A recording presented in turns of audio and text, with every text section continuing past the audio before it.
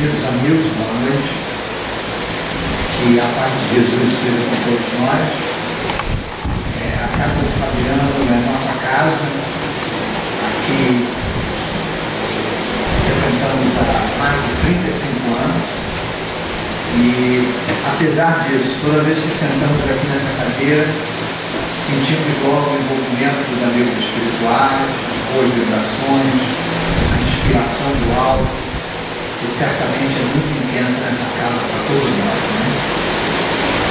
Como nós estamos no mês de Natal, o mês que nós lembramos de Jesus, eu achei que tinha que falar sobre o tema evangélico. Então, eu abri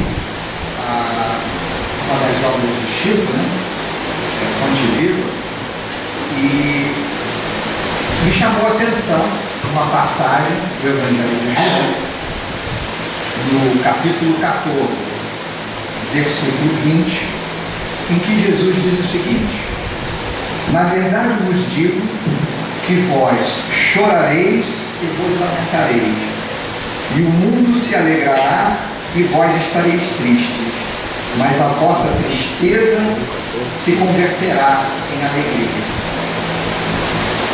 Fiquei pensando, será que Deus quer que nós ficamos tristes? E na realidade, no comentário de Emmanuel diz o seguinte, que Jesus sabia das limitações, das percepções humanas dos discípulos, e que eles não entendiam imediatamente o objetivo da missão de Jesus. Então, eles obviamente iriam sofrer muito, principalmente ao ver todas as dificuldades que Jesus teria que passar. Mas principalmente porque os discípulos, como todos nós hoje, estamos acostumados a vibrar e a torcer pelas vitórias do mundo, como se fossem as vitórias que realmente mais importassem para nós. Então, Emmanuel elabora sobre esse tema na página. Mas o que mais me chamou a atenção é quando ele diz que Jesus tinha uma capacidade de percepção diferenciada. Ele conseguia penetrar no âmago, na alma dos indivíduos, como foi o caso de Maria Madalena, e perceber o que realmente estava ali dentro daquela alma, o que a pessoa sentia, suas dores, e uma compreensão e uma compaixão que nós não podemos imaginar pela dor da alma humana.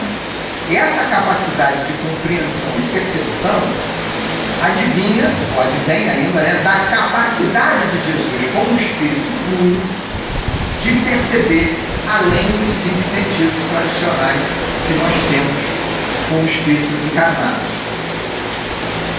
Eu fiquei então pensando, olha, se Jesus tinha essa capacidade de percepção, ele então deveria ser um ser divino, ele deveria ser Deus, ou quase um Deus. Na realidade, a questão da divindade de Jesus é uma questão que é altamente debatida em todas as religiões e no próprio meio espírita e nas religiões espiritualistas. Para os católicos, Jesus é Deus, aquela famosa trindade católica. Para algumas correntes espiritualistas, como de Ramatiz e algumas correntes espiritualistas do Oriente, Jesus seria um espírito mais puro que habitou a Terra, mas não o Cristo planetário. Que o Cristo planetário seria uma entidade de tamanho e envergadura que jamais poderia incorporar, nascer no corpo de carne e osso para trazer a sua mensagem. E, segundo Emmanuel, através da psicografia do livro A Caminho da Luz, ele afirma categoricamente que Jesus de Nazaré é o Cristo planetário, aquela mesma entidade que há 4 bilhões de anos, 6 bilhões de anos, participou da formação do planeta Terra. Tamanha a sua elevação espiritual. Eu, pessoalmente, não considero a questão fechada, é apenas a minha opinião pessoal. E eu gosto sempre de recorrer à fonte de quem, na minha opinião, e aí eu compartilho plenamente com o Herculano Pires, é talvez um dos homens mais sábios que já encarnou no planeta Terra, que é Hipólito Leão Derivado, Allan Kardec, né? Um homem espírito de sabedoria multimilenar que há 20 mil anos, 30 mil anos antes de Cristo, já na Atlântida, que muitos acreditavam que era uma lenda, e hoje já está mais do que comprovado cientificamente a existência da Atlântida, né? Já era um sábio e que, segundo Flammarion nos conta, né, teve uma vida na constelação, numa outra constelação com Flammarion. Ele provavelmente foi um dos exilados de Capela, né? E o que diz Kardec sobre o tema? Kardec diz o seguinte, que na realidade eu vou ler o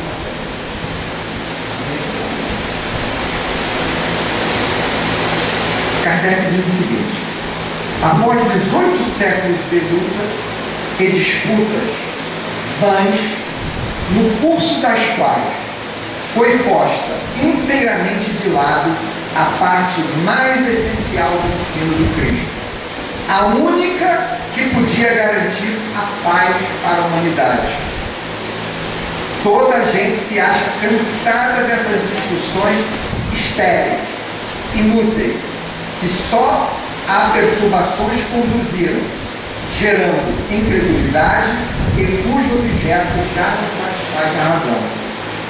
A opinião geral manifestada hoje, uma tendência acentuada a voltar às ideias fundamentais dos ensinamentos de Cristo. Quando a humanidade marchar sobre essa bandeira, o homem se dará as mãos fraternalmente, em vez de se animatizarem e amaliciarem por questões que quase nunca compreendem. Em outras palavras, Kardec está dizendo o quê? Na realidade, isso pouco importa, porque o que interessa é o ensino moral do Cristo.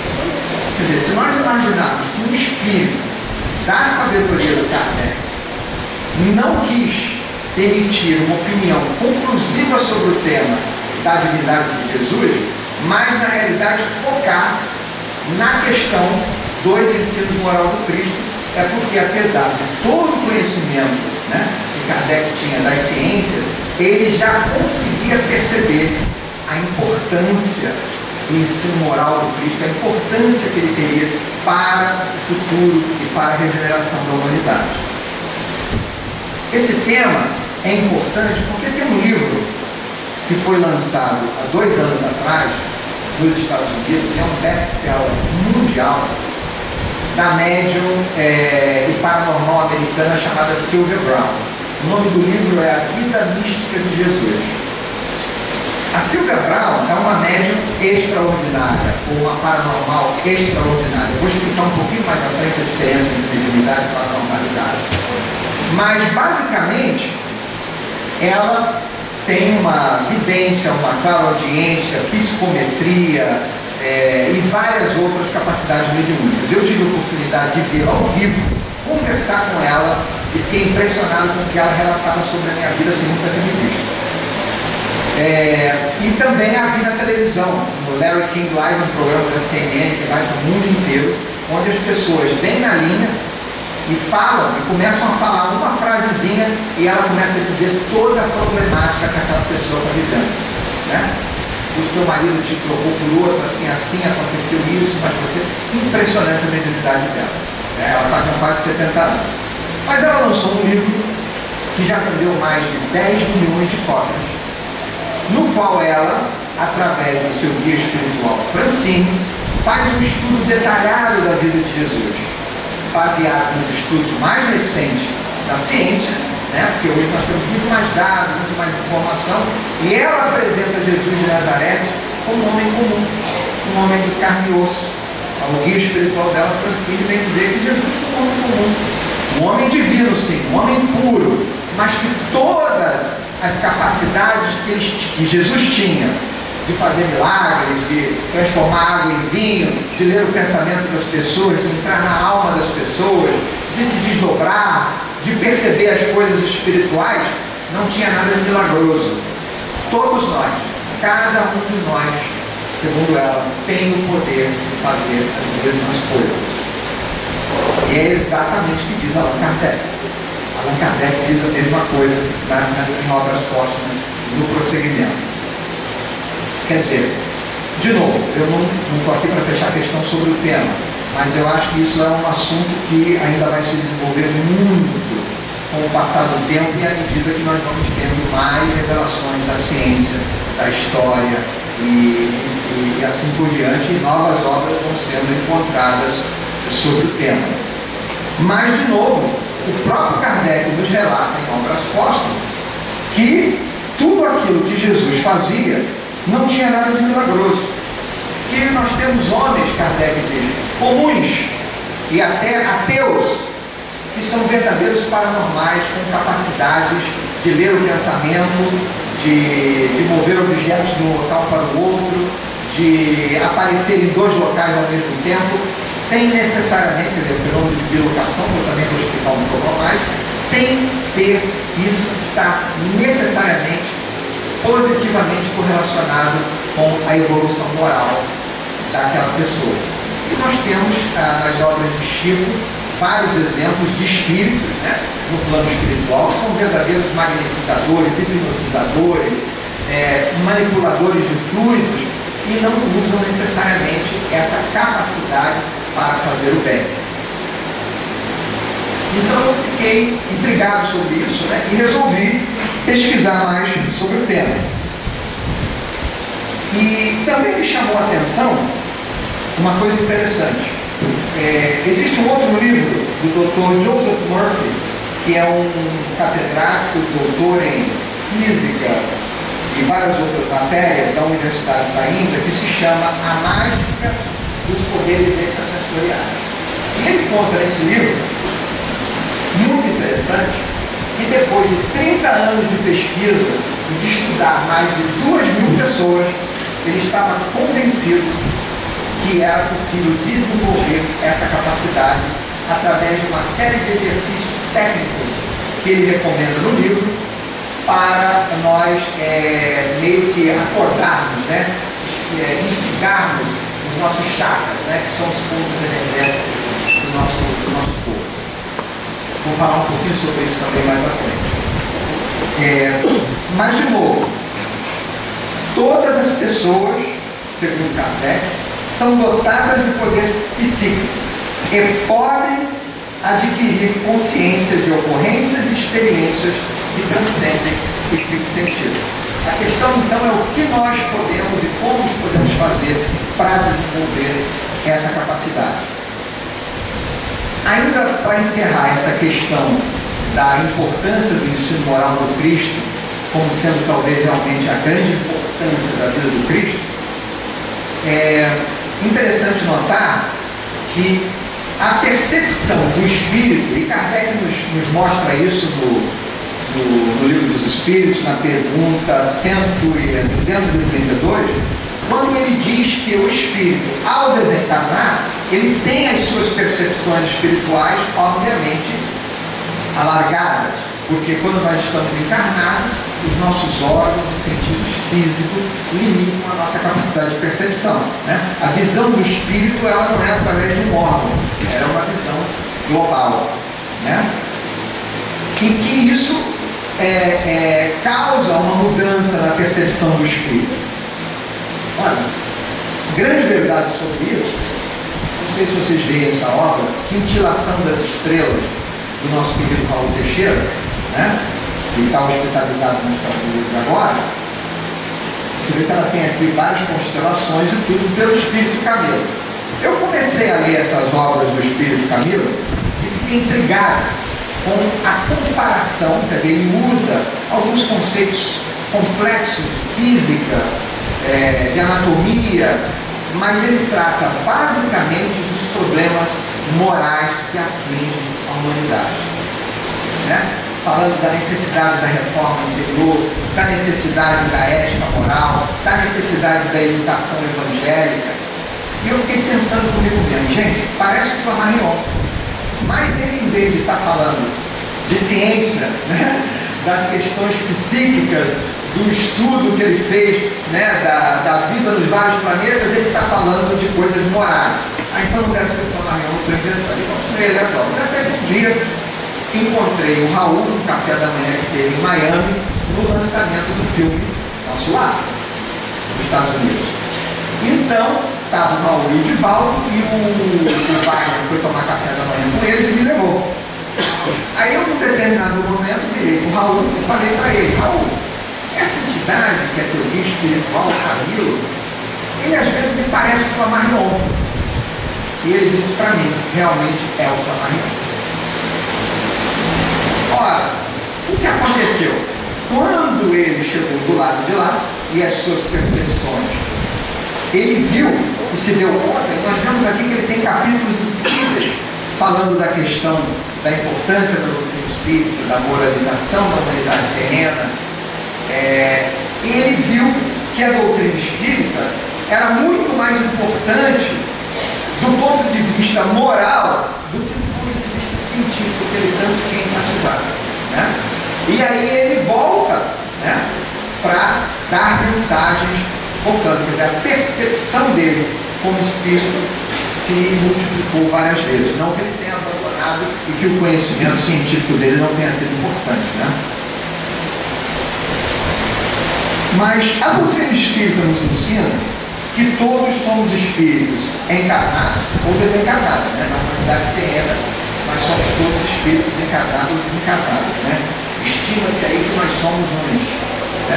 Encarnados nós sabemos quase 7 bilhões e desencarnados esses números estão aí, tem espírito que diz 40 milhões, tem outros que dizem 50 milhões. Eu já li várias obras com números diferentes. Eu acho que na realidade ninguém sabe exatamente o número, né? Mas o fato é que o número de desencarnados excede o número de encarnados em várias vezes. Que até levanta uma questão interessante, né? Porque se na época de Jesus tinham mais ou menos 300 milhões de pessoas encarnadas, e na época de Kardec nós éramos mais ou menos 3 bilhões, e hoje somos 7 bilhões, de onde veio tanto espírito, de repente, né? E eu acho que a resposta disso é uma outra palestra, mas ela também é algo interessante para a gente pensar. Mas a doutrina espírita nos diz que nós somos todos espíritos, né, imortais, e que nós precisamos encarnar. Para que nós precisamos encarnar? Emmanuel nos diz no Consolador, na pergunta 131, que o espírito precisa encarnar porque as provas e expiações que nós sofremos, as dores, as dificuldades, os obstáculos, são necessários e fundamentais para o nosso aprendizado, né? Quer dizer, isso na realidade deveria servir de estímulo para nós encararmos as nossas dificuldades do dia a dia com mais bom ânimo, né? Porque muitas vezes nós nos deprimimos, né? Achamos que nós somos os únicos que têm problema, achamos que ninguém tem problema, né? E a realidade não é bem assim. O que não tem dinheiro tem problema, o que tem dinheiro tem mais problemas ainda, o que está doente tem problema, todos temos problemas. Faz parte da evolução do espírito aprender a vencer esses obstáculos. E muito nos ajudaria a vencer esses obstáculos se nós pudéssemos desenvolver a nossa capacidade de percepção das coisas além da matéria, do nosso plano físico, né? E como é que nós podemos fazer isso? Então, o que fazer? E Emmanuel nos diz o seguinte, vale a pena ler, no Consolador, na pergunta de 232. Em matéria de conhecimento, onde podemos localizar a maior necessidade do homem? E Emmanuel diz, a necessidade da criatura humana ainda é do conhecimento de si mesmo. Como fala no Livro dos Espíritos, na 919, né? A necessidade de nós nos conhecermos, nós não sabemos quem somos. Nosso potencial como espíritos imortais. E ele diz, na 132, que O espírito precisa, né, adquirir a experiência da matéria para progredir, né? Existem raras exceções a isso. E ele diz depois, na 152, que a melhor maneira de nós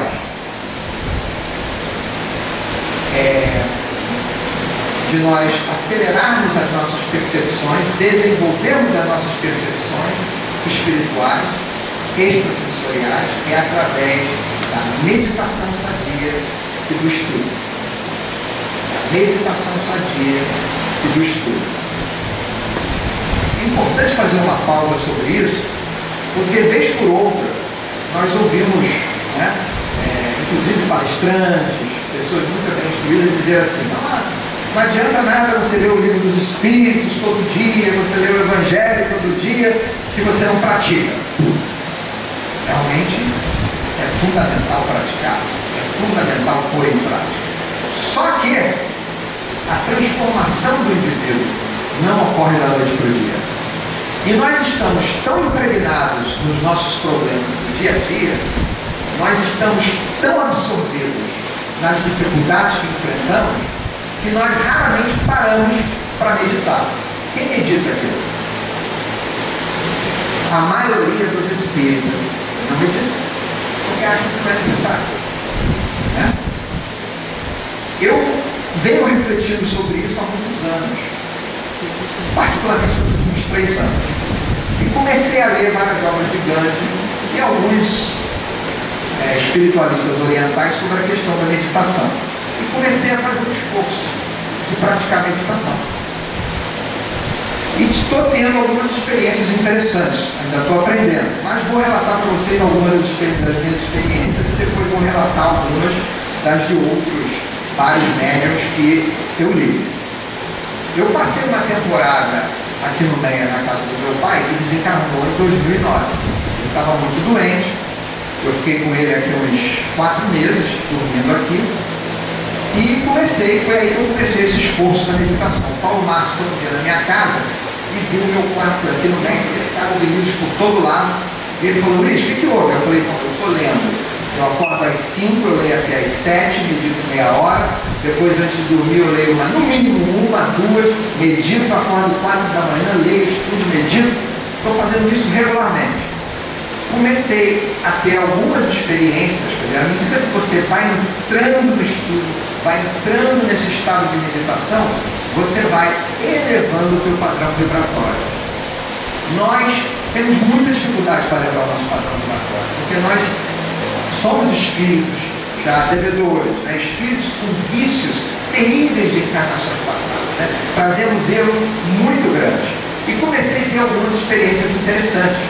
Obviamente, tudo isso tem que ser avaliado dentro do bom senso. Nós não podemos achar que tudo que a gente acha que está vendo é verdade, né? Eu tive um dia, eu acordei de madrugada, não sabia se eu estava dormindo ou acordado, e vi um apartamento nosso, né, sendo assaltado. Então eu falei para o meu pai: e vários homens de metralhador entrando. Eu falei: nós temos que sair daqui porque vão assaltar aqui. Ele falou: você está maluco, eu estou morando aqui há 20 e tantos anos, aqui não entrou nada. Aí depois ele ficou doente. Antes dele ficar doente, ele estava em perfeita condição. Eu um dia percebi o Garcia do meu lado do quarto dizendo: teu pai vai desenganar, começa a conversar com ele e eu vou receber ele aqui. Mas tão nítido, tão claro, que eu virei para o meu pai e falei: o Garcia está dizendo que o senhor vai desenganar, mas para o senhor começar a estudar, a orar. Ele falou: diz para o Garcia esperar o outro, porque eu não vou tão cedo. Passou 2 meses, ele foi internado, foi para o hospital e eventualmente desencarnou. Começou a ter complicações no rim. Aí eu aproveitei e falei: vou sair daqui que esse apartamento vai ser assaltado. 2 semanas depois, 8 homens armados de metralhadora entraram no prédio e assaltaram todos os apartamentos, exceto o nosso, que não tinha ninguém, porque meu pai tinha ido para o hospital e eu tinha me mandado. Agora, recentemente eu tive uma outra experiência interessante que contei até para alguns companheiros. Acordei de madrugada e vi uma multidão gritando: Vasco, Vasco, super campeão do Brasil, né? E vi o Vasco ganhando o Flamengo de 3-0 e o Corinthians perdendo do Palmeiras, porque eu sou um vascaíno doente. E o que aconteceu? Nada disso se materializou. Por quê? obviamente, para o meu subconsciente, né, em ação. Isso serve para mostrar a dificuldade que nós temos de separar uma coisa da outra, né? De separar realmente o que é que vem de nós e o que é que não vem de nós. Mas a história está cheia de casos de médiuns que desenvolveram essa capacidade com o tempo. Emanuel Swedenborg é um deles, né, que aos 56 anos de idade começou, através do estudo da meditação, a desenvolver a sua capacidade de percepção e eventualmente escreveu grandes obras como A Vida no Mundo Espiritual. Andrew Jackson Davis, que é outro grande médium americano, que viveu entre 1846 e 1945, também. Ele normalmente receitava remédios, tinha visões em um estado sonambúlico. Ele deitava e ele entrava numa espécie de sono, e aí ele tinha as percepções dele, dava conselhos e tudo mais. O mesmo se dava também com o famoso médium, né, do século XVI, o Michel Nostradamus, que escreveu várias obras que são famosas. Nostradamus entrava num processo de êxtase induzido, né? Ele cheirava algumas coisas, não eram drogas, ele tinha um remédio, ele era médico, e ele entrava em êxtase, ele colocava esse remédio numa bacia de água fervendo, e ele entrava em êxtase, e aí ele começava a escrever. E é impressionante como muitas das coisas que ele escreveu realmente vieram a se materializar. Ora, na pergunta 237 do Livro dos Espíritos, Kardec elabora um pouquinho mais sobre as percepções do espírito, né? Do que o espírito fora do corpo é capaz de perceber. Isso é muito importante porque o Kardec diz, foi o próprio Jesus que nos disse no Novos Apóstolos, que nós somos Deus, né? Que nós temos essa capacidade de percepção que Jesus também tinha, né? Então ele elabora sobre essas condições. E uma das coisas interessantes que ele menciona, que está em toda a literatura espírita, é a capacidade dos espíritos evoluídos se locomoverem no espaço-tempo à velocidade do pensamento. Ora, a velocidade do pensamento é muito mais rápida que a velocidade da luz, né? Então, isso permite que o espírito esteja, né, à velocidade do pensamento, ele se locomova a qualquer ponto do universo quase instantaneamente, né? Aumenta a percepção dele da realidade espiritual, da obra, da criação de Deus, muitas vezes a qualquer um de nós, né? Isso é uma capacidade dos espíritos mais elevados. Mas essa capacidade é importante porque ela inclusive permite aos espíritos superiores viajarem pelas dimensões do espaço-tempo. Nós vamos ver, por exemplo, no livro Voltei, de Humberto de Campos, que ele relata, né, que ele vai do Brasil para a Califórnia, levado pela filha Marta, em alguns segundos, né? E ele não entra em detalhes de como se dá essa viagem, essa locomoção, mas ele sai com percepção do espaço que ele está se percorrendo, percebendo as diferentes residências. Ele vai narrando os tipos de lugares à medida que ele vai passando, carregado pela filha, e em 1 minuto ele está na Califórnia para a visita a Thomas Edison, né, que ele queria conhecer. Então, isso mostra que existe muito mais coisa, né, do que nós podemos imaginar as capacidades do Espírito. Mas é interessante notar que a obra de Deus é tão complexa que Flammarion nos diz que nem um espírito perfeito viajando à velocidade do pensamento não poderia, em toda a sua eternidade, conhecer toda a obra de Deus, né? Para nos dar uma ideia do que seria essa criação de Deus, a complexidade, né? Mas também nos mostra como nós podemos aperfeiçoar a nossa capacidade de percepção.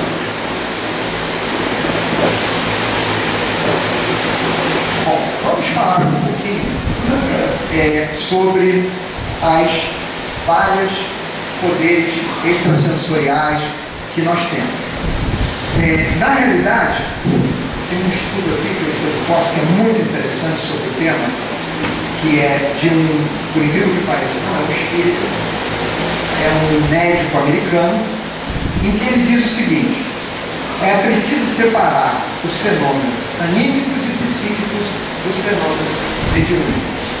Ele diz que os fenômenos anímicos são aqueles que só dependem do dote do sensitivo encarnado e de suas energias biopsíquicas, enquanto o fenômeno mediúnico ele é um fenômeno passivo, na maioria das vezes. Ele há uma interferência do espírito, do ser externo. Na realidade, né, eu acho que já está bem provado que a maioria dos fenômenos, o fenômeno mais comum é o fenômeno medianímico, que é um fenômeno onde, né, o espírito, onde o médium usa suas próprias potencialidades, né, o indivíduo, e o espírito também. É um fenômeno, é uma mistura dos dois. Na realidade, fica difícil separar até que ponto um determinado fenômeno é mediúnico e até que ponto ele é anímico. Por exemplo, o Divaldo narra um caso em que ele vai visitar o Chico e ele começa, o Chico pede para ele contar uma história, aquelas histórias que você conta, que faz a gente viajar, e o Divaldo começa a contar para ele da noite de São Bartolomeu, né, que todo mundo conhece, aquela noite famosa da terrível matança dos protestantes, ordenada pela França, né? Então, quando ele acaba de contar, o Chico conta para ele que, desdobrado, Emmanuel pegou ele pelo braço e ele começou a viajar no tempo, pela época, e ver ao vivo tudo narrado. Isso é um fenômeno mediúnico ou um fenômeno paranormal, um fenômeno anímico? Certamente Chico está nas duas coisas, né? Um espírito elevado, de alta moral elevada, ele possuía tanto uma capacidade mediúnica quanto uma capacidade paranormal elevada, né? Ele possuía as duas coisas. O mesmo se dá com vários outros grandes médiuns. Nós temos o caso que já narramos aqui no passado da Kate Fox, né? Que, segundo William Crookes, foi a maior médium, a maior paranormal que ele já conheceu, porque ela tinha a capacidade de perceber de tanto produzir os fenômenos espontaneamente, como produzir os fenômenos sem ela querer, né? Era um fenômeno realmente espiritual e muitas vezes ela produziu os fenômenos puramente animicamente, né? Então, começamos, eu acho que está clara a diferença entre um e outro. Quais são as principais capacidades extrasensoriais, né? Esse termo poder extrasensorial,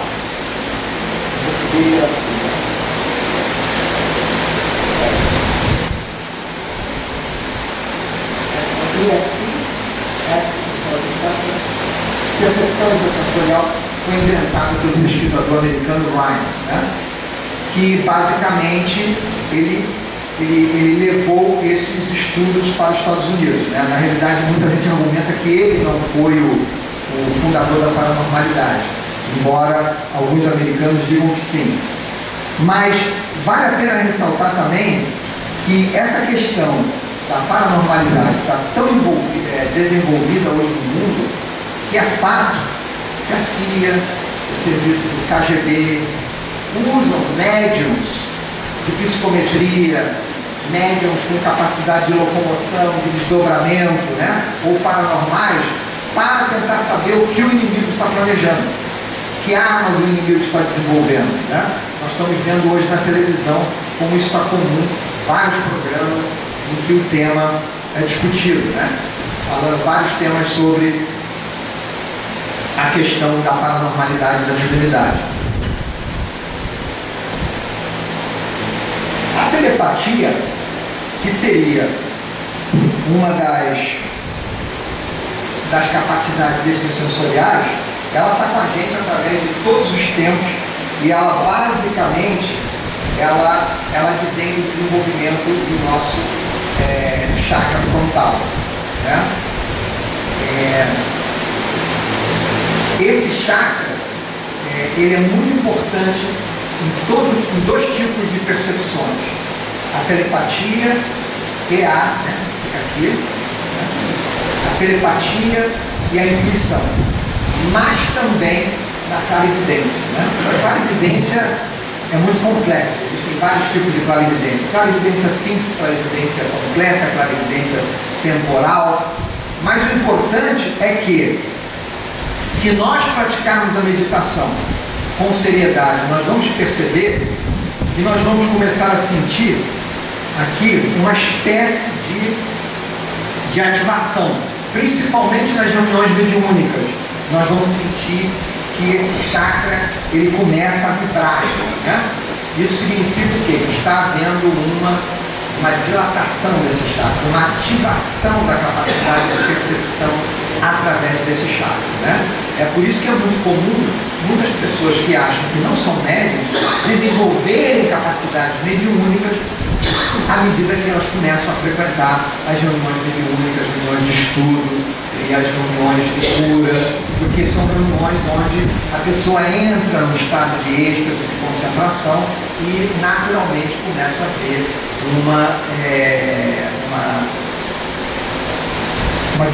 um despertar dessa capacidade.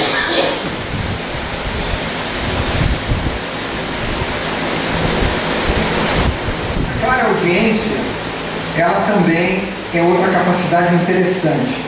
E ela está dividida em vários tipos de clareaudiência, mas ela basicamente usa o chakra laríngeo, né? Que fica aqui. E basicamente, eles têm uma série de exercícios que recomendam para o despertar desse chakra, dessa capacidade.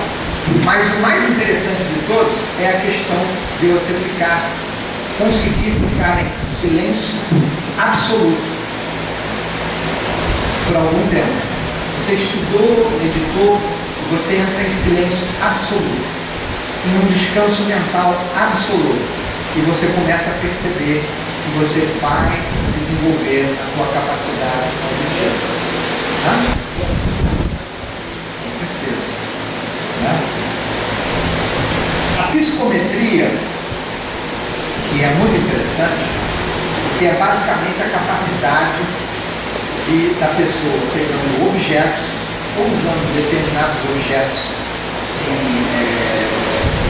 objetos de aço, de perceber as vibrações energéticas da pessoa que estava ali sentada naquele lugar, que estava usando aquele objeto. Isso é muito óbvio, porque todos os objetos, a nossa roupa, as coisas que nós usamos estão impregnadas das nossas vibrações, impregnadas do nosso biomagnetismo, né, que é o campo biomagnético nosso que nós temos em todo o nosso corpo, né? Nós temos as nossas vibrações espirituais, né, que vêm do nosso perispírito, que são as nossas vibrações eletromagnéticas emitidas pelo nosso campo perispiritual, né? E nós temos a nossa vibração biomagnética, que é o resultado dos átomos que compõem o nosso corpo, né? Esses são os dois campos onde o perispírito e o corpo físico se encontram, né? E então são vibrações diferentes, mas você pode, na realidade, o Hernani Guimarães Andrade menciona no seu livro Psi Quântico, que você pode desenvolver a sua percepção pode ser um fenômeno puramente biopsíquico, que é de você melhorar a sua percepção através do seu campo biomagnético, como também através do seu campo eletromagnético, que é através do seu perispírito, né? Mas a psicometria é muito comum hoje, muito usada, e eu e alguns companheiros tivemos uma experiência com uma médium de psicometria muito impressionante. Nós pudemos ver e testemunhar que ela conseguia sentar num lugar onde uma pessoa havia sentado, tocar no objeto daquela pessoa e descrever aquela pessoa, os problemas daquela pessoa, os pensamentos daquela pessoa, com uma perfeição incrível, né? Que prova incontestavelmente, ela nem sabia quem era aquela pessoa, ela só perguntava o nome, sentava no lugar e ia descrevendo como aquela pessoa era, a idade, os problemas que ela tinha de saúde, como ela se comporta, as dificuldades que ela está enfrentando, com uma perfeição incrível, né? Na realidade, a médium Sylvia Browne, que eu mencionei antes, depois ela, no programa do Larry King Live, quando ela relata como é, ele pergunta a ela, né, como é que você consegue saber o que a pessoa lá no outro país está sentindo? E ela dizia que de várias maneiras. Às vezes o guia espiritual dela montava uma tela na frente dela em segundos e ela via aquela pessoa e a situação dela. Às vezes a guia espiritual escrevia na tela para ela a situação daquela pessoa. Às vezes a guia espiritual dela falava para ela no ouvido dela. E às vezes ela simplesmente sentia a vibração da pessoa, né? A milhares de quilômetros de distância, né? Outra capacidade interessante é a psicocinésia, que é a capacidade de mover objetos a curta distância, né? A levitação, nós temos vários métodos, né, que são famosos por isso. O Daniel Douglas Home, no século XIX, que foi estudado também pelo William Crookes, né, fazia várias performances ao vivo de levitação, né, pelas quais ele cobrava, mas dava grande demonstração dessa capacidade. A pré-cognição e a retrocognição, basicamente, é a capacidade de você perceber eventos. A retrocognição, eventos do passado, uma regressão de memória, né? Ou a pré-cognição, que é a capacidade de você prever eventos futuros. Essa de prever eventos futuros é muito interessante, né? Porque você fica pensando assim, como é que eu posso saber o que vai acontecer no futuro se ainda não aconteceu? Né? Como é possível? Ora, de novo, a resposta para isso é complexa, mas merece estudo. Eu tenho lido muito sobre o tema. Mas tem um estudo de um médico americano espiritualista que ele diz o seguinte, que como os espíritos, repara bem, ele não é um médico espírita, ele diz, é da Universidade de Duke, estou esquecendo o nome dele agora, mas ele diz que como os espíritos podem viajar acima da velocidade da luz, eles podem se locomover ao longo da curva do espaço-tempo de maneira que nós não podemos entender. Mas ele me diz o seguinte, que no livro dos Espíritos, que ele também leu e estudou, ele aponta uma contradição na pergunta 137, porque os Espíritos dizem a Kardec, na 137, que um espírito não pode encarnar em dois corpos ao mesmo tempo. O espírito ele é indivisível, né? Ele não pode estar encarnado em dois corpos ao mesmo tempo. Então ele diz, olha, se está cada vez mais provado cientificamente que a gente pode voltar no tempo, então se eu volto no tempo, eu vou me ver ali vivendo uma outra vida, então eu estaria encarnado naquela vida e nessa, né? Então há uma contradição no livro dos Espíritos. Na realidade, o que eu acho? Eu acho que não é bem assim, porque dificilmente nós, com o nosso corpo grosseiro de carne, vamos poder, né, promover uma desaglutinação dessa atômica, né, do nosso corpo para poder voltar no tempo e no espaço. Tem até filme de ficção aí que mostra isso, né? A viagem no tempo ela mostra isso. Mas o que acontece é que a explicação mais razoável que eu vi para isso, na realidade, está em Mensagem do Astral de Ramatiz, que ele diz o quê? Que tudo que nós fazemos e tudo que nós pensamos fica impregnado no espaço-tempo etéreo astral. Que significa o quê? Que mesmo aquelas coisas que nós ainda não realizamos, estamos pensando em realizar, já estão se materializando no espaço-tempo. Então, o que significa isso? Que os espíritos superiores têm capacidade, através dessa percepção dilatada, de perceber esses fatos, né? Para encerrar, eu falaria um pouquinho sobre a intuição. Eu acho que a intuição, segundo Chico, é a maior de todas as habilidades, a maior de todas as capacidades. e que no futuro, numa humanidade regenerada, todos terão essa capacidade. O que é a intuição? É basicamente a capacidade de nós percebermos as coisas que podem acontecer conosco, as coisas que as outras pessoas estão pensando de nós, as coisas que ainda estão por acontecer, né? As coisas que os outros estão sofrendo, que estão afligindo. E é interessante que, à medida que o homem desenvolve essa capacidade, certamente ele vai se tornar um ser um pouco menos egoísta, né? Um pouco menos materialista. Por quê? Porque quando você consegue perceber uma experiência fora do corpo, você conseguir sair do seu corpo e ver seu corpo ali deitado e ainda assim se ver fora do corpo, se locomover, viajar distâncias, é uma experiência fantástica. Por quê? Porque ela mostra, ela comprova, ela é uma comprovação irrefutável de que você é um espírito imortal, né? Eu sempre fui de uma escola de pensamento que, por mais que eu leia, seja quem for, eu demoro a acreditar no que eu estou lendo. Eu preciso estudar para me convencer, né?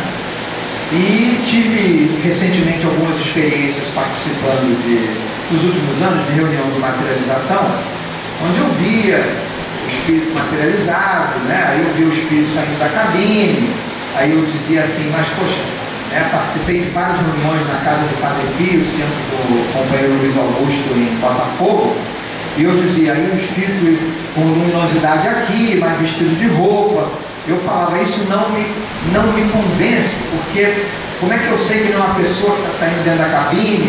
Como é que eu sei? Eu falei isso para o Luiz Augusto. Luiz Augusto, eu estou vindo às reuniões, mas tem aquele cisma dentro de mim que eu queria vencer e não consigo. Aí ele falou, não, na próxima reunião eu vou te sentar na primeira cadeira. Então eu sentei numa reunião na primeira cadeira e tinha acabado de ser lançado o filme Nosso Lar, né? E o Luiz Augusto, que tem várias capacidades mediúnicas, inclusive a vivência completa, falou para mim, olha, o governador do Nosso Lar vai se materializar para nos dar um presente, toda a equipe que participou da produção do filme, para nos dar uma ideia, para nos dar uma mensagem de apoio, né?